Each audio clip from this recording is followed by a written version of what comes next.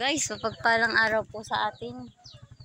Ngayon po ay pitsa 1 ng May. Ayan po, ang tindi po ng sikat na ng araw dito sa amin, guys. So, ayan. Grabe. Pupunan ay nagwawali sa titong puno ng kalamansi namin. Lagi na lang nalaglag po ang dahon. Laglagan na lagi ang dahon, guys. Papasilip ko po sa inyo ang aking mga tanim din. Ayan po ang tanim ko, sili. Ganda na po, guys. Ano na, kulay pula na. Kaya lang nga daw po hindi kasi nung maanghang. Gusto nila yung maanghang. Okay. Yan, marami dito sila yan. Tapos yung aking pong lagundi. Ito pa po, sili pa po siya, guys.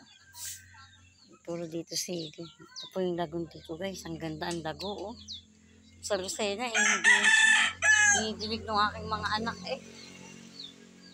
Po ang aking mga ano rito, gaganda na. Ayun yung ate ko nagwawalis doon sa sulok ng bahay. So guys, ako rin po ay nagwawalis. Ako po ay tumigil at masyado nang mainit. Masyado nang mainit, guys. Naan mo si Ate Rosa, ah. Wala nang kapirahan, ate. Taghirap nga ang tubig dito sa atin. Yeah. Ayan, ito pa. Meron pa akong... Dito ang hirap ng tubig sa amin. Dito po sa bundok. Bibili ako ng tubig. Ayan, ang mahal. Ito pa yung aking dragon fruits, guys. Oh. Yan, ang haba na niya. Yan daw ay mamumulaklak na.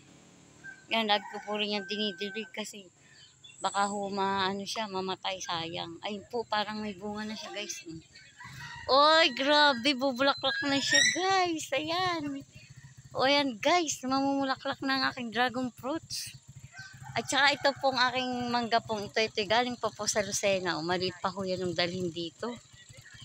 Yan po ay tanim ng aking anak na si Dudo. At saka ho yung si Tikyo. 2 puno kasi ito. Nawala ho kasi isang puno. Tinanggal. Yan, guys, oh. Laki na. Oh, tinanim yung isa dun nga. Tapos sa likod bahay.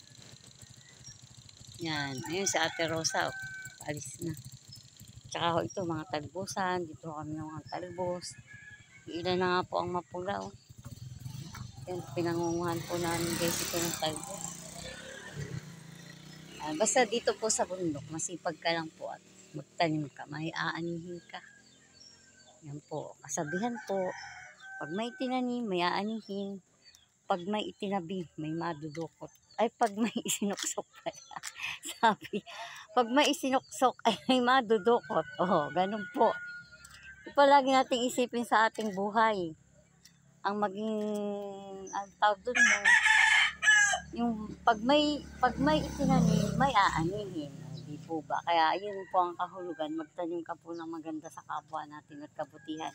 Balang araw po may aanihin din po tayong tagumpay. Oh, yun lang po at God bless po.